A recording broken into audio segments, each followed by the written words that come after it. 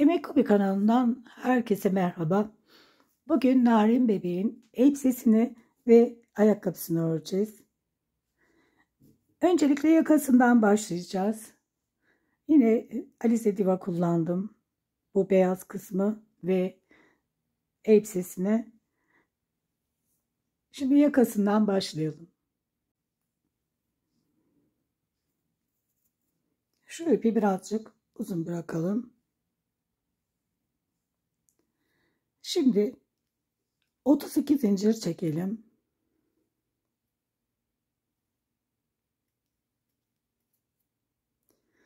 ...32 zinciri tamamlayalım. 32 zincir çektim. Şimdi bakın ikinci zincirden itibaren 31 sık iğne örüyoruz. Sıra sonuna kadar buraya kadar 31 sık iğne örelim. 31 sık iğne ördüm. Bir zincir. Şimdi 5 sık iğne öreceğim. Bir tane ördüm. 2 3 4 5 sık iğneden sonra şimdi aynı yere, aynı sık iğneye 3 tane, bakın aynı yere 3 tane sık iğne örüyorum. Bir tane ördüm. 2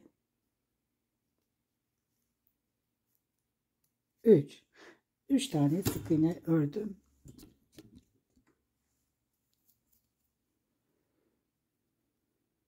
Şimdi 5 tane sık iğne örüyorum.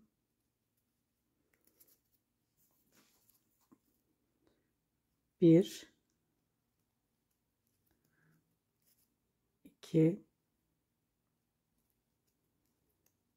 3 4 5 tekrar aynı yere 5 sık iğneden sonra 3 tane sık iğne örüyorum. 2 tane ördüm ve üçüncüsü. Şimdi 7 sık iğne örüyorum. 1 2 3 4 5 6 7 sık iğneden sonra aynı sık iğneye, aynı yere 3 tane sık iğne örüyorum.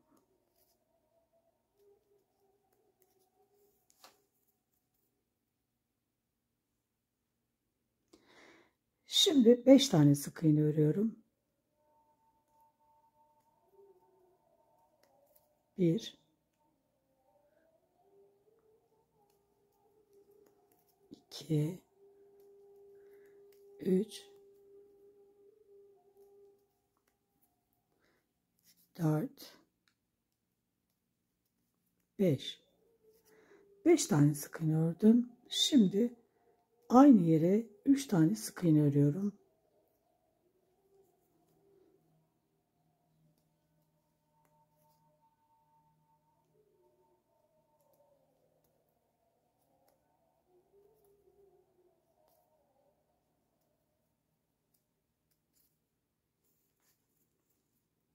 Şimdi 5 sık iğne ile bu sırayı tamamlıyorum. 1 2 3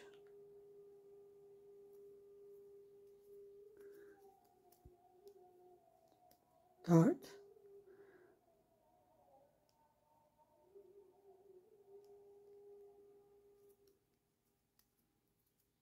5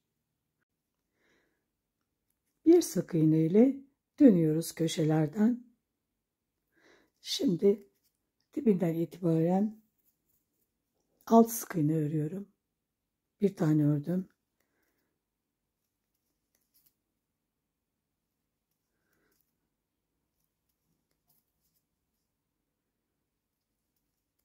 Altı tane ördüm. 6 sık iğneden sonra yine aynı yere 3 tane sık iğne örüyorum.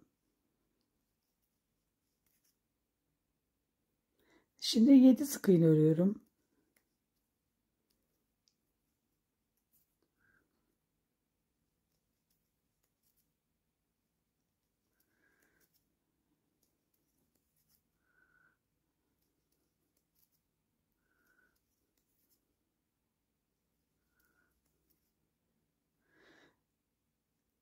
Yedi sık iğneden sonraki yere 3 tane sık iğne.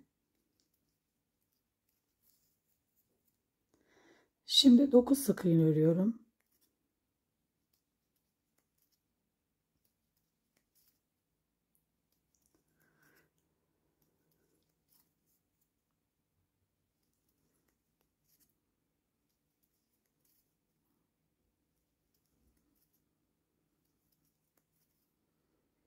Dokuz sık iğne ördüm. Sonraki yere 3 tane sık iğne.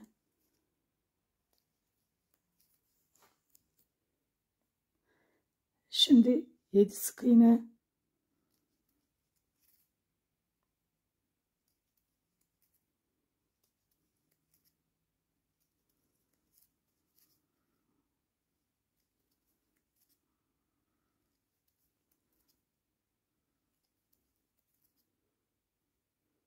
Sonraki yere 3 tane sık iğne. Aynı yere 6 sık iğne ile bu sırayı tamamlıyorum.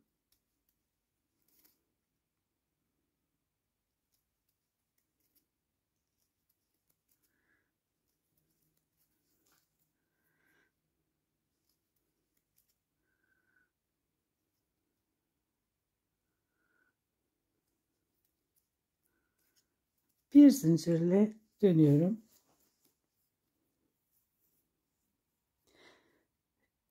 Şimdi son artırmamı yapacağım bu sırada. 7 sık iğne örelim.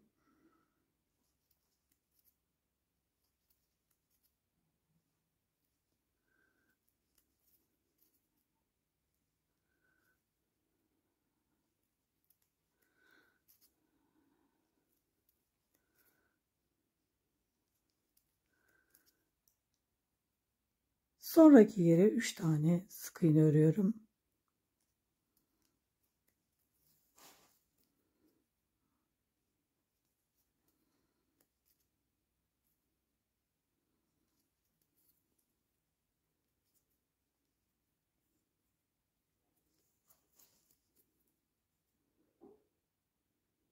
Şimdi 9 sık iğne öreceğim.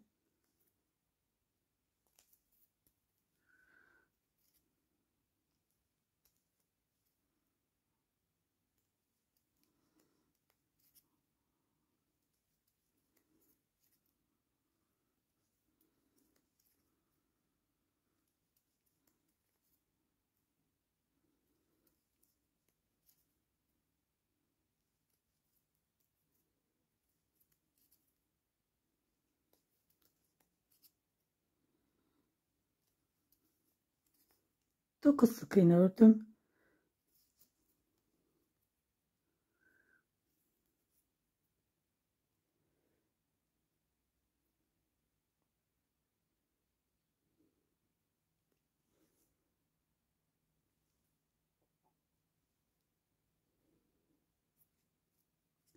Sonraki yere 3 tane sık iğne örüyorum.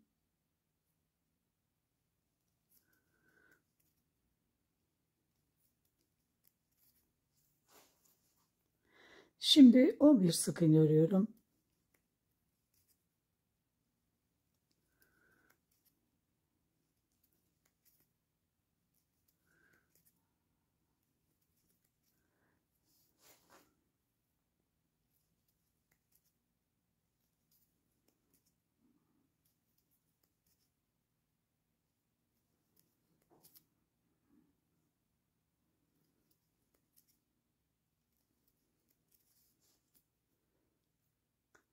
Sonraki yere 3 tane sık iğne.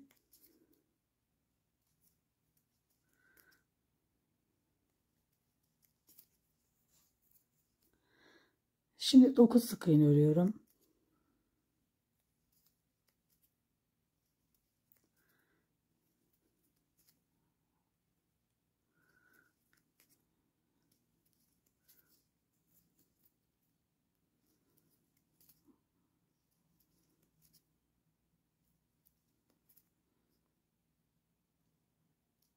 Sonraki yere 3 tane sık iğne.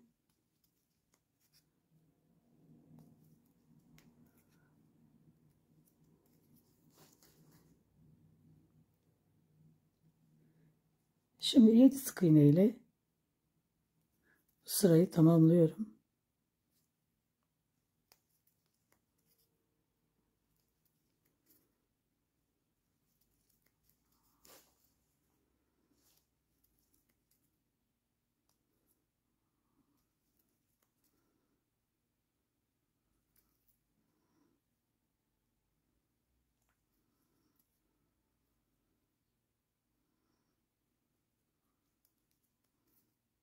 Yedi. Bir zincirle dönüyorum. Şimdi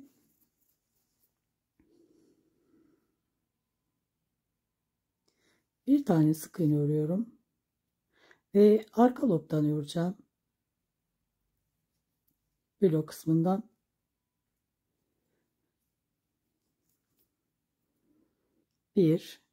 Bir tane sık iğne ördüm. Arka lobdan bir tane ördüm.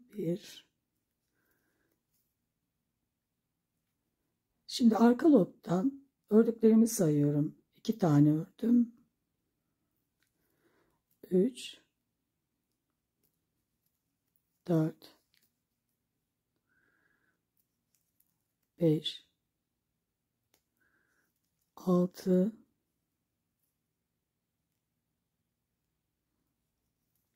7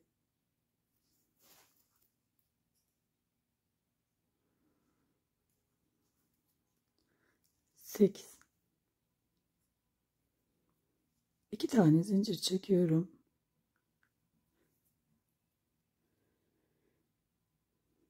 12 tane sık iğne sayacağım. Şimdi bakın şuradan, bu arka lobdan ördüğümüzü saymıyoruz. Bakın buradan sayıyorum, önden sayıyorum. 1 2 3 4 5 6 7 8 9 10 11 ve şurası 12. Oraya kaydırmayalım. İşaret koyalım.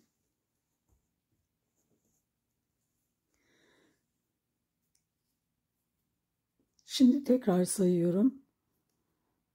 Bakın blok kısmını saymıyoruz. Buradaki sık iğneyi sayıyorum. 1 2 3 4 5 6 7 8 9 10 11, şurası 12.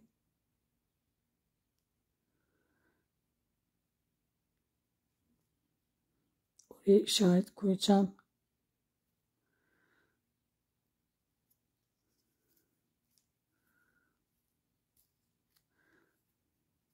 Kaymasın diye işaret koydum.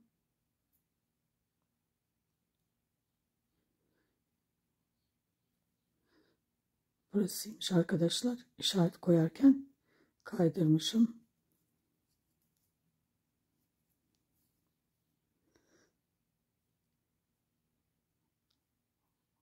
Evet.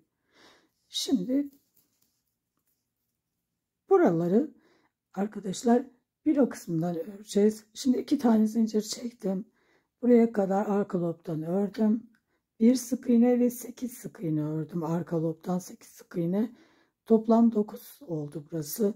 Şimdi 2 tane sık iğne, pardon, 2 zincir çektim. Şimdi bakın bu işaret koyduğum yer, onun arkasından batıyorum. Kaydırmayalım. Yani 12.'ye batıyorum. 11 tane atlamış oluyorum. Buraya 2 zincirle bağlandım. Şimdi buradan arka lobdan 14 tane sık iğne örüyorum.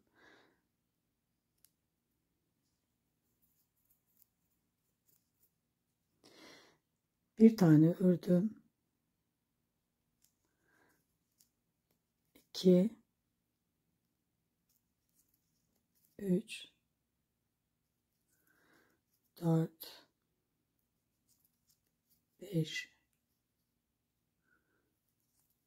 6 7 8 9 10 11 12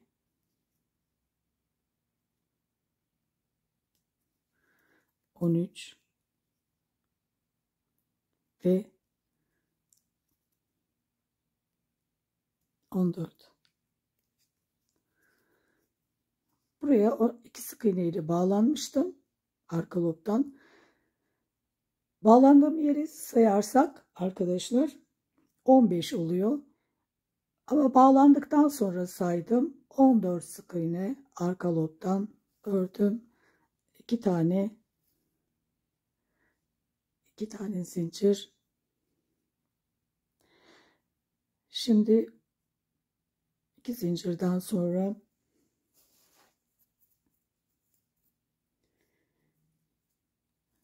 buradan da arkadaşlar 12 tane arka lobdan öreceğim. Bir atlayacağım yani, pardon. 1 2 3 4 5 6 7 8 9 10 11 11 ve 12. Şimdi sayıyorum, arka lobdan yine örüyorum. Bakın buraya 2 zincirle bağlandıktan sonra arka lobdan sayıyorum. Bir tane ördüm. Bağlandığımı saymadan 1 2 3 4 5 6 7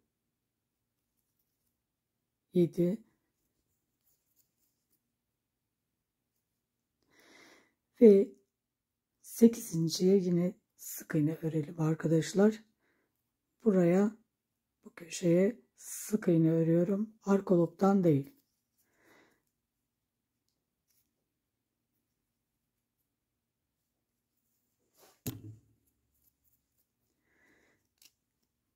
Bu köşeye de sık iğne örmüştük. Sonra saymıştık. Sonra arka lobdan örmüştük. Şimdi bir zincirle döndükten sonra dibinden itibaren örmeye başlıyorum. Bir tane ördüm. 2 3 4 5 6 7 8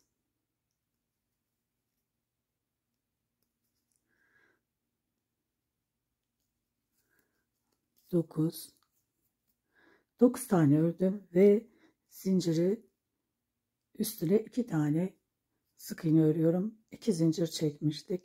Zincirleri şöyle kendime doğru çeviriyorum.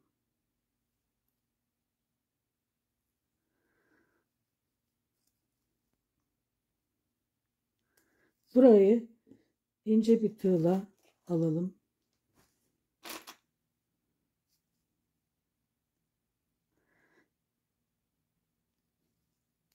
Biraz böyle gevşek çekelim ince bir tığla. 1 2 Zincirin üzerine 2 tane ördüm. Şimdi örgümü düz çeviriyorum. Dibinden itibaren örmeye devam ediyorum. Bir tane ördüm. 2 3 4 5 6 7 8 9 10 11 12 13 14 15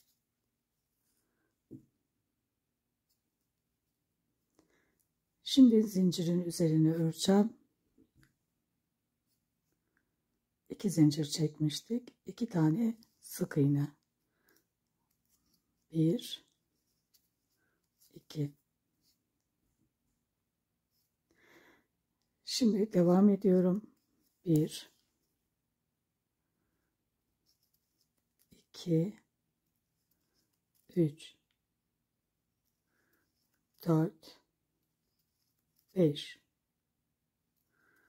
6 7 8 9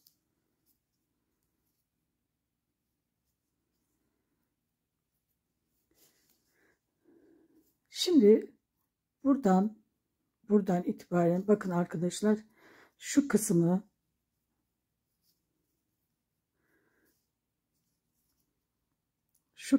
bakın önde olacak bilo kısımları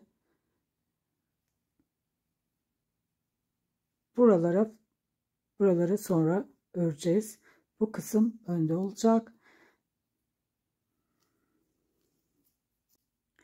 Şimdi buradan yukarı çıkacağım. Aynı yere bir tane daha batıyorum. Yukarı çıkacağım. Bakın bir tane ördüm. Bir. Buradaki boşluklara her sıraya batıyorum. 2 tane ördüm. 3 4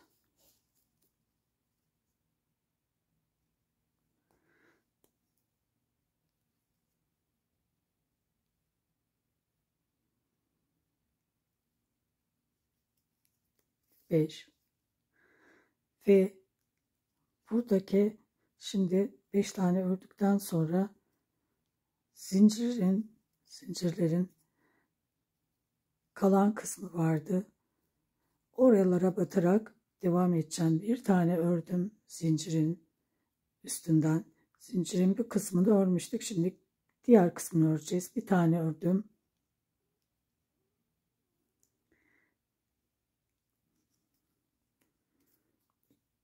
2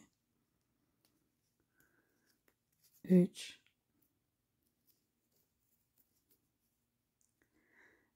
Buraya kadar, sıra sonuna kadar örelim. Şimdi 3 tane ördüm.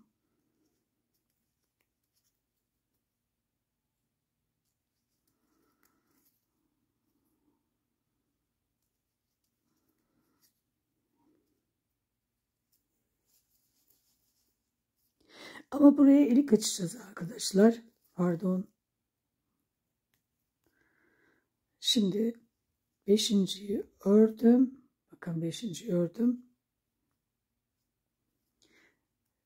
Şimdi 1, 2, 3, 4, 5 ilik açacağız. Bir tane zincir çektim.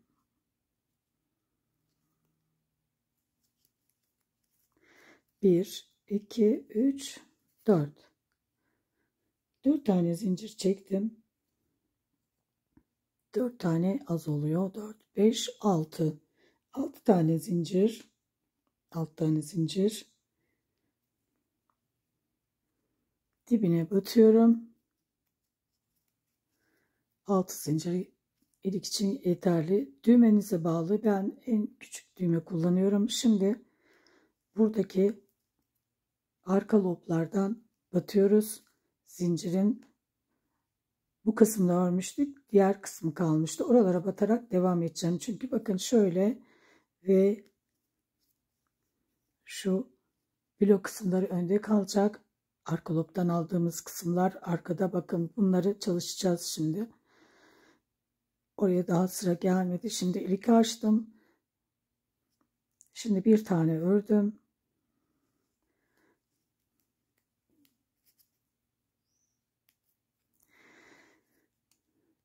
Bir tane ördüm. 32 zincir çekmiştik. 31 tane sık iğne yapmıştık. Şimdi 31 taneyi tamamlayalım.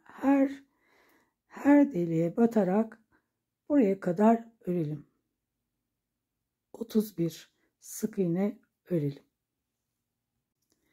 Şimdi bu ilik kısmından itibaren 31 sık iğne ördüm. Şimdi aynı yere bir tane daha batıyorum. Aşağı ineceğiz. Bir tane ördüm. 2 3 4 5. Şimdi bakın burası kalıyor. Bir tane zincir. Burada blok ördüğümüz kısımlar vardı. Tek kalan kısımları şimdi öreceğiz. Buraya böyle ilmek kaydırarak oraya battıktan sonra bakın gevşek bir şekilde ilmek kaydırdım. Bir zincir çektim. Buralara 4 zincir çekeceğiz arkadaşlar. İkincisi 3 4. Şimdi aynı yere batacağım.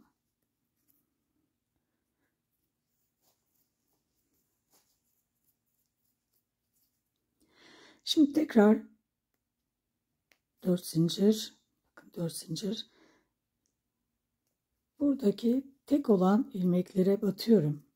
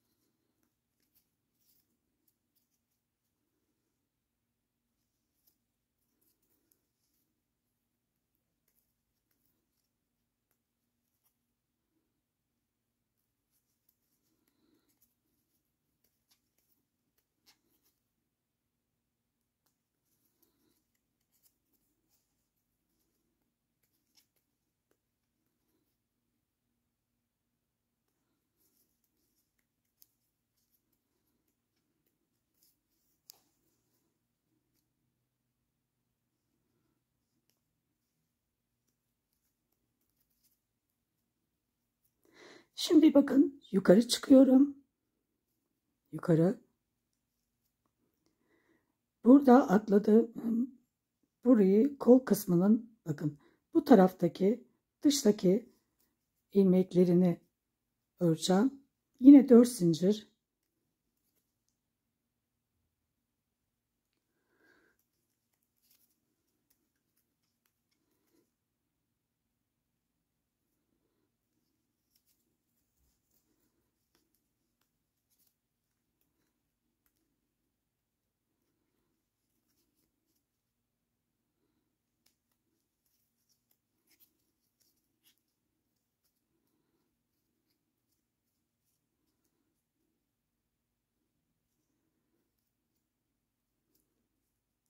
Ve bakın böyle iniyoruz aşağıya.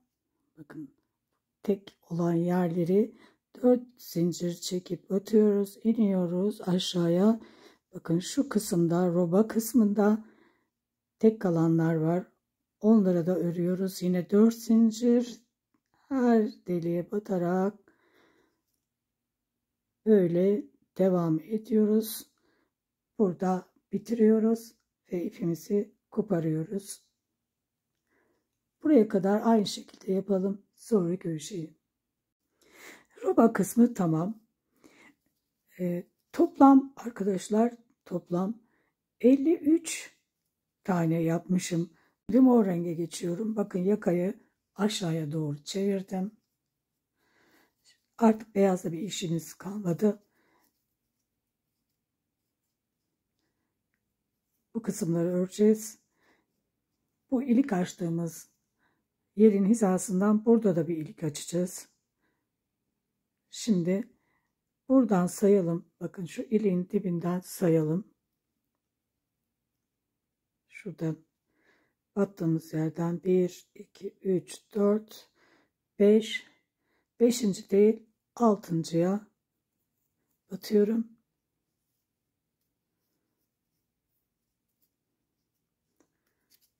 Şimdi buradan ilik açalım.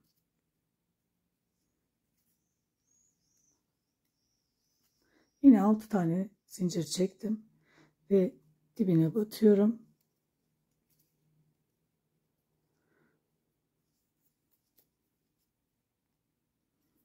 Hatta 7 tane çekelim arkadaşlar. Çünkü buradan ip taktığımız için buradaki mesafe, yani şöyle katlayınca kısaldı. Şimdi 7 tane buradan, 7 tane sık zincir çektim. Dibine battım. Artık buradan itibaren e, her deliğe, her sık iğneye bakın böyle örerek çift batarak gideceğim. Şu şekilde. Yani şu ipi biraz alttan yürüteceğim ve her deliğe sık iğneyi bu sefer farklı yapıyorum. Bakın aynı yere dolamadan, ipi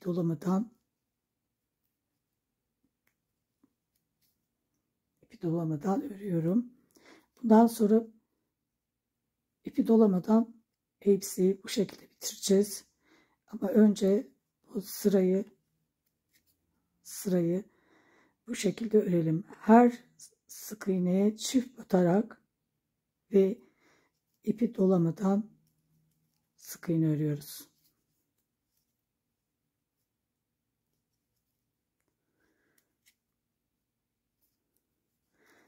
...36 defa arttırmış olacağız.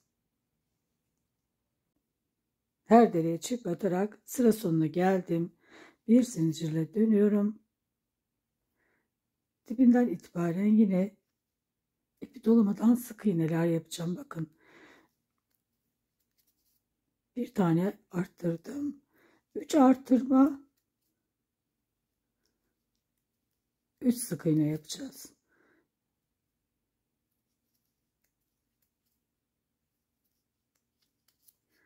Üç tane arttırdım. Şimdi 3 tane sık iğne örüyorum.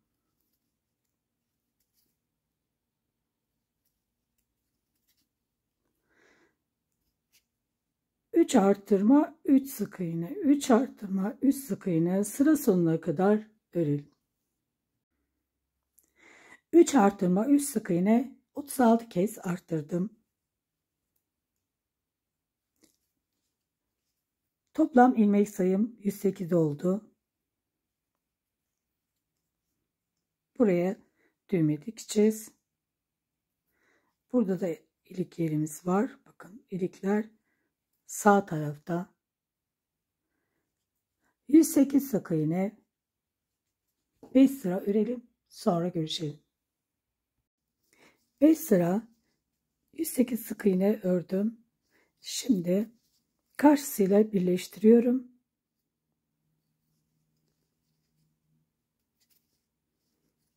Bir zincir, dibinden itibaren 108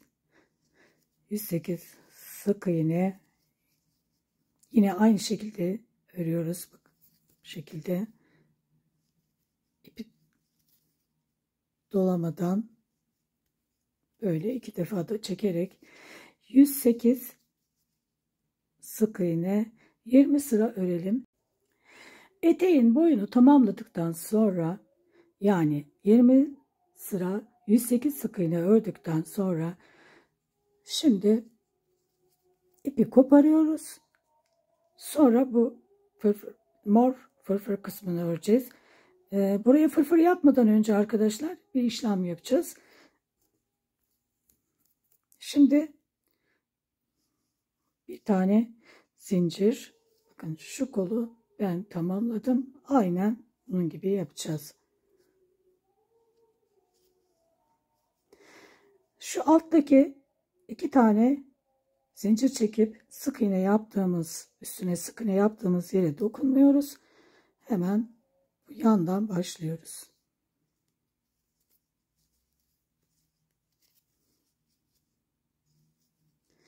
Aynı yere batarak sabitliyorum.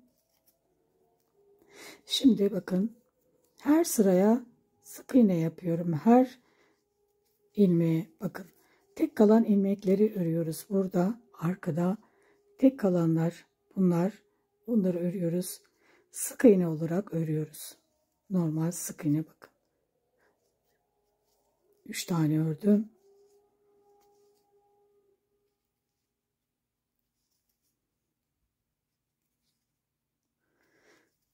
Dördüncüsü. Beşincisi. Altıncısı. 7.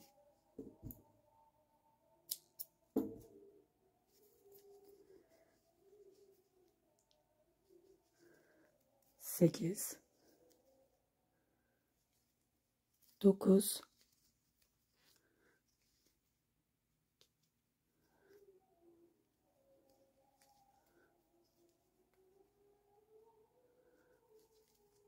10. 11. 12. 12. Şimdi bir tane daha örüyorum. Bakın kenardakini 13. 13 tane. Şimdi 5 tane zincir çekiyorum. Bir tane çektim.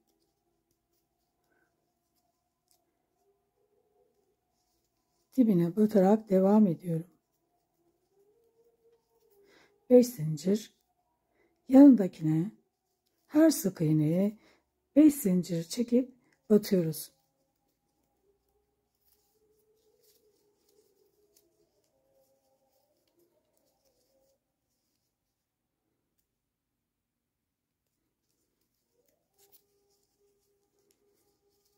İlmeklerin bakın bunun düz yüzü burada kalıyor.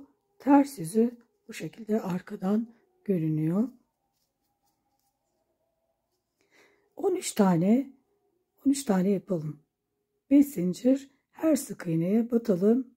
Buraya kadar, sonra ipi koparıp içeriden gizleyelim.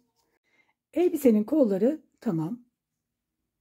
Şimdi şu kısımda bir model oluşturacağız. Renk renk yapıp. Bakın böyle kalan iplerim vardı. Onları değerlendireceğim arkadaşlar. Elbiseye uyumlu olarak. Yarım santim kadar ip koparalım. Şimdi arka kısımdan bakın nereden başlayacağımı göstereceğim. Şimdi bakın şuradaki ilmekler var arkadaşlar. Ters olan yerler görüyorsunuz. Ters olan yerleri işleyeceğiz. Şimdi öncelikle şöyle ipimizi buradan bir sabitleyelim. Şurası.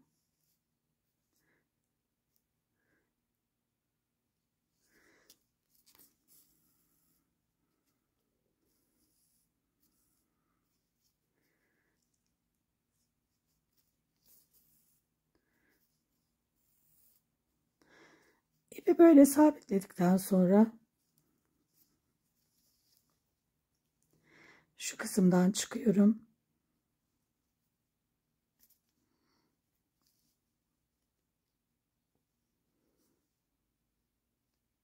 bakın şuradan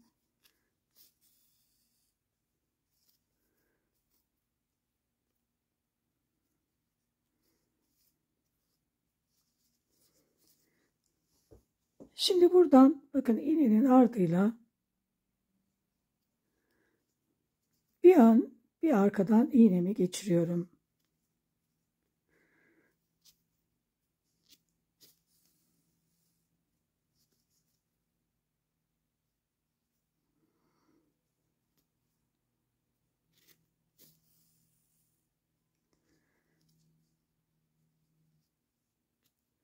Buralara ufak dokunuşlarla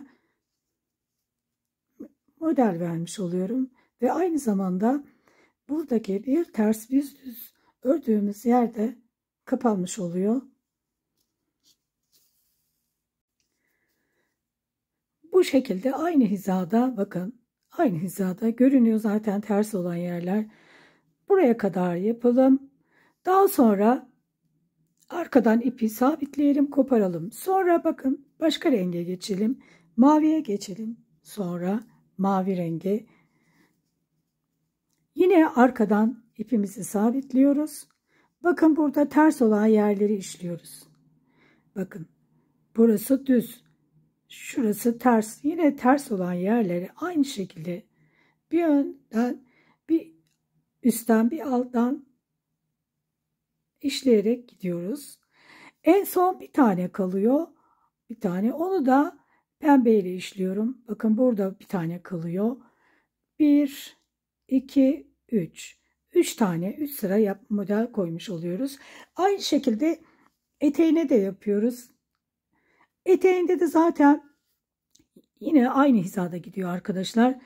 Etek kısmının altındaki yerin üstünden bu şekilde devam ediyoruz. Modelimiz bu kadar arkadaşlar. Böyle ufak dokunuşlarla bir model oluşturduk. Aynı zamanda şuradaki bir ters bir düz olan yer kapanmış oldu.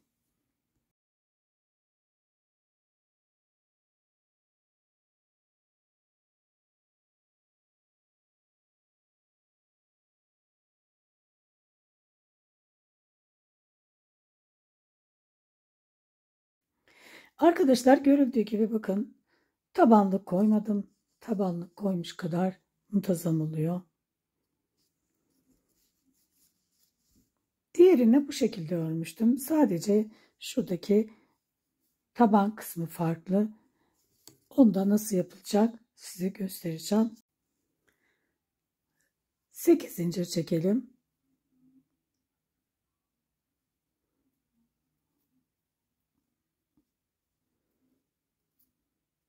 İkinci zincirden itibaren alt sık iğne örelim.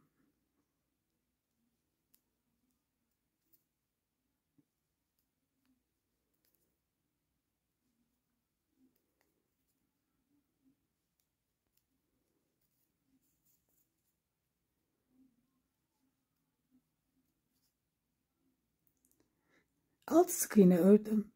Şimdi son zincirin içerisine 3 tane sık iğne örelim.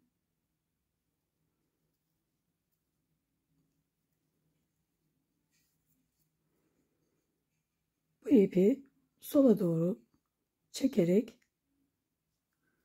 şimdi ortasından bu tarafından örüyorum. Bir tane sık iğne ördüm. 2 3 4 5 5 tane sık iğne ve son boşluğa bakın son zincirin ortasına 3 tane sık iğne örüyorum.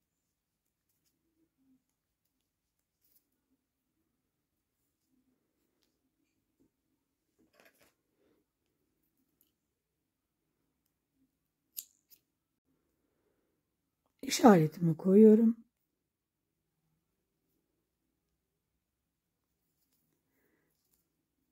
Şimdi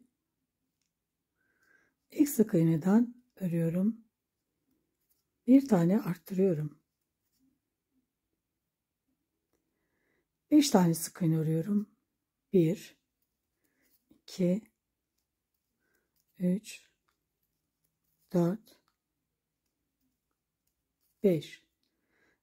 Şimdi 4 tane peş peşe arttırıyorum. Birinci arttırmam,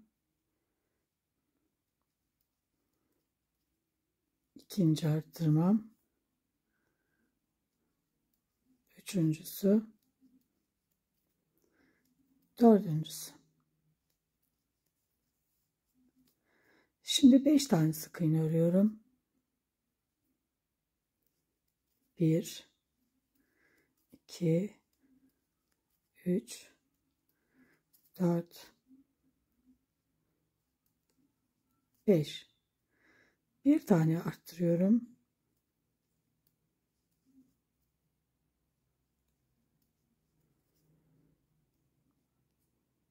Bir sık iğne ile bu sırayı tamamlıyorum. Şimdi son arttırmamı yapacağım. Bir sık iğne,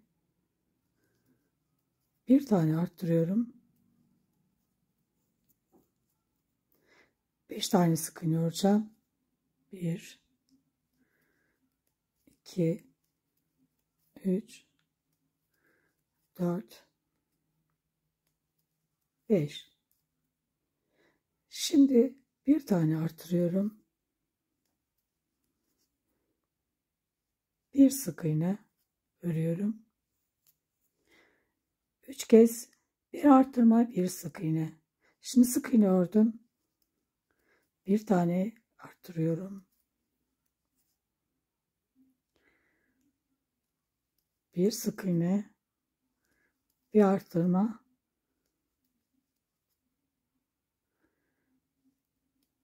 Bir tane sık iğne, bir tane artırıyorum. 1 2 3. Bir sık iğne, önce bir arttırma, bir sık iğne ördük, bir artırma, bir sık iğne 3 kez yaptık. Sonra en son bir tane arttırdım. Toplam 4 tane arttırmış oldum. Şimdi 1 2 3 4 5 6 sık iğne, bir tane arttırma. Burada arttırmalar üst üste gelmiyor arkadaşlar. Şimdi bir tane arttırdım. Bakın burada da arttırma üst üste gelmedi. Bir arttırdım. Bir tane sık iğne ördüm. Bakın bir tane sık iğne ve işaretin olduğu yere ilmeği kaydırıyorum. Bir zincirle dibine batıyorum. Üst sıraya çıkmış oldum. Bundan sonra artık işaret ipi kullanmayacağız. Toplam 29 sık iğnemiz oldu. 29 sık iğne örelim. Bakın bu ördüğüm işaretin yerinde sayıyorum. Bakın bir tane üst sıraya çıkarak bir sık iğne ördük. 1 2 3. İçimden sayacağım. 3 tane ördüm.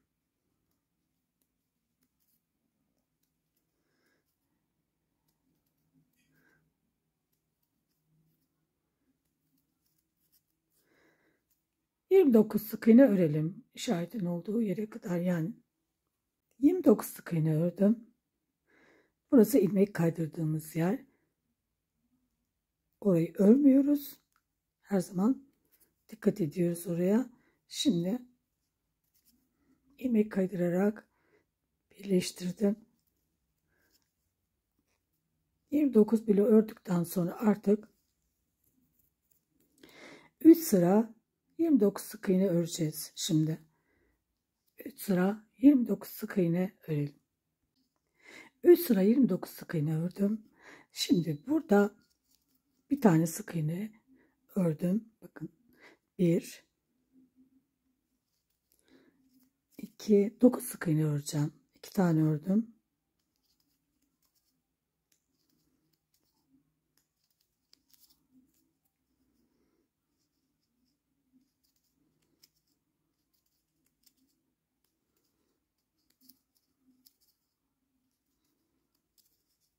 9 sık iğne ördüm.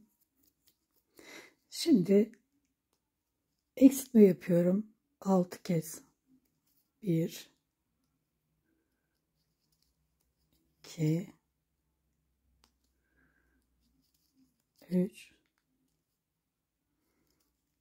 4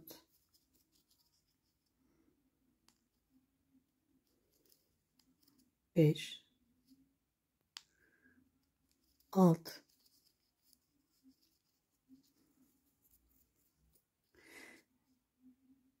Şimdi 8 sık iğne örüyorum. 1 2 3 4 5 6 7 8. Karşısıyla birleştirdim.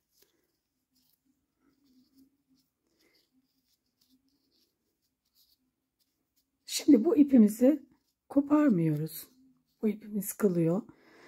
Şimdi şu kısmını, taban kısmını öreceğiz. 2 metre kadar ip alalım. Mavi renkli, orayı işleyeceğiz. Öreceğiz, pardon. Şimdi bakın, blok kısımlarına bu arkadan, bu arka kısımdan başlıyorum.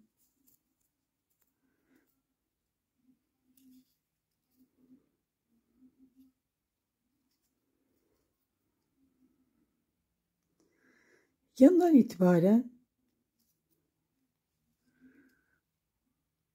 bu şekilde ilmek kaydırarak, gevşek bir şekilde, yani sıkmadan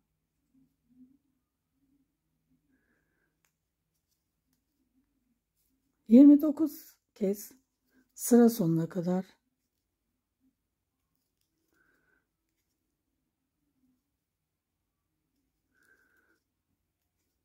sıkmıyoruz. Çok gevşekte bırakmadan ayarlayarak yapalım.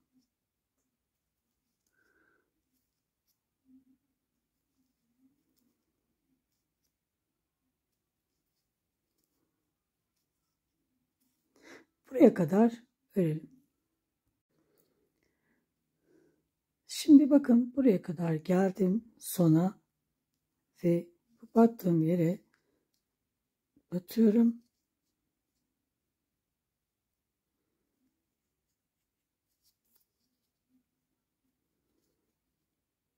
Düzgün bir şekilde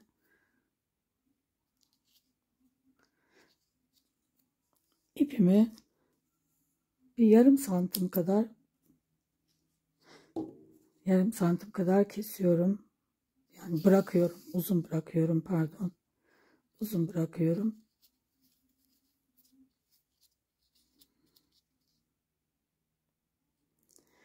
Şimdi bakın, bu ipi zincir çekmeden uzun bıraktık. Yani kopardık. Bunu içeri alıyorum. Şöyle, yani şuradaki her iki ipi de içeri alıyorum. Bu ipi de şimdi içeri alacağım.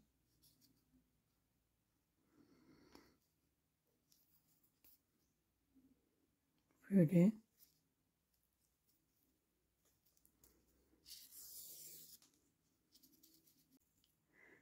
Şimdi burada ipimizi bırakmıştık. Mor olan ipimizi zincir çekmeden bırakmıştık.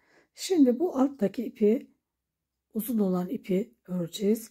Kısa olan ipi de, bakın kısa olan ipimiz burada. Bunu iğneyle nasıl içeri gizleyeceğiz onu da size göstereceğim. Şimdilik şöyle içeride kalsın. Uzun olan ipi örelim.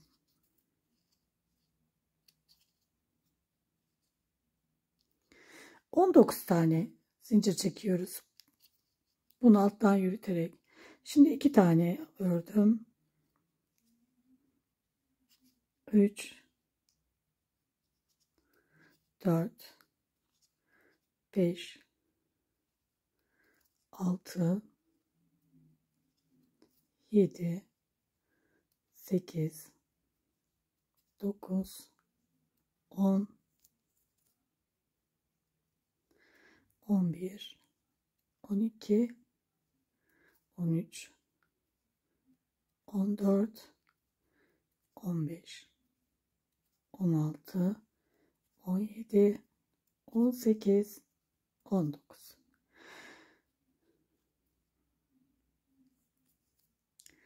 Şimdi 8 tane zincir çekiyorum. Sadece morla. Bir tane, bakın.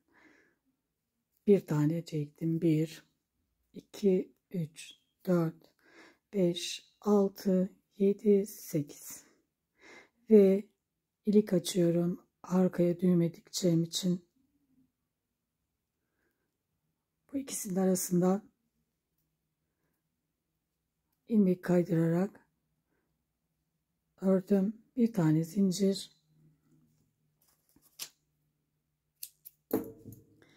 Birazcık uzun bıraktım. Bu ipleri nasıl gizleyeceğiz? Şimdi onu göstereceğim.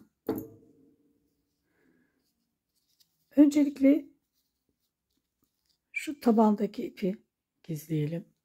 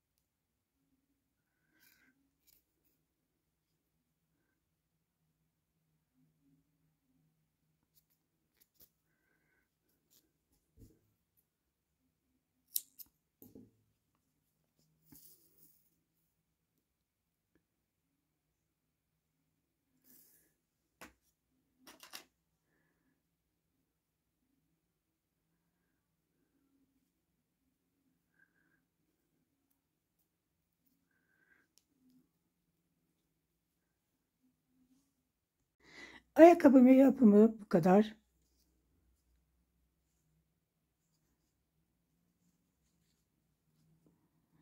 Bir videonun daha sonuna geldik.